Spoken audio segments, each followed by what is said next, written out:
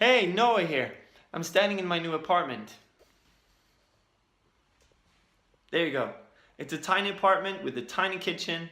I think of it as Spider-Man, you know?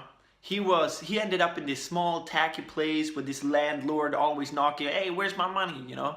But he didn't care because he was on a mission. I'm sure you had this feeling that you come to a place, you arrive to a place, and suddenly it doesn't match how you picture it to be.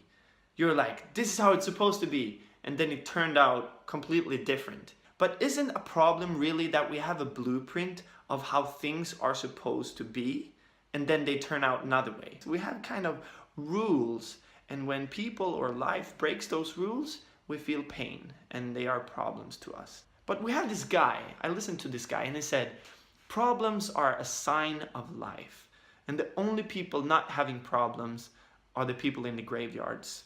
And they're not even living, they're dead. What if problems actually are there to help us discover ourselves, help us grow, right? Think about it.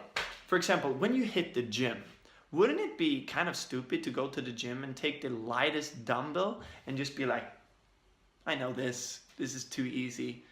Well, it's good that you're at the gym, I support that, but you wouldn't grow any muscle. What do you have to do if you want to grow muscle? You have to take something that is a little bit heavier, something that makes you struggle, right? And if you're there by yourself, you maybe stop when it gets a bit heavy, but if you bring a personal trainer in, he would be like, do one more, do one more, do one more, right? And I really think God is the best personal trainer. Think about it.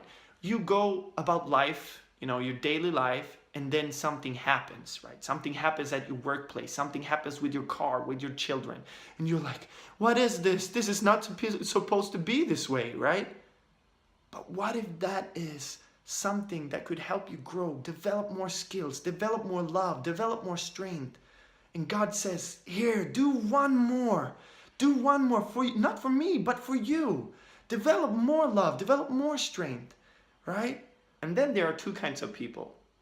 Pretty general. But there are two kinds of people. The ones who will yell, why me, God? Why me? And we have the people asking, okay, what do you want me to learn here? This is hurtful, this is painful. We don't ignore that. It's not some positive thinking, oh, I don't have any problems. No, there is a problem there, but there is also a lesson to be learned. And sometimes I meet people who pray to God, like, take away this problem, God, take it. But I'm not sure he wants to do that. I'm not sure he wants to rob us of experiencing, the miracle of coming together, comfort each other, develop, grow as people, let love grow, let relationship be strengthened, go through hell and come back and say, hey, we made it. And, grow as people, grow as human beings.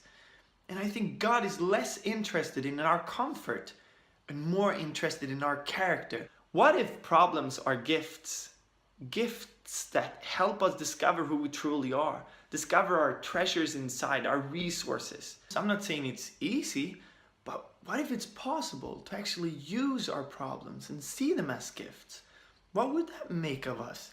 What would that, do with life as an experience? We have this scholar, he says, the root to all mental illness is that people try to avoid pain. Pain is inevitable. Pain is going to happen.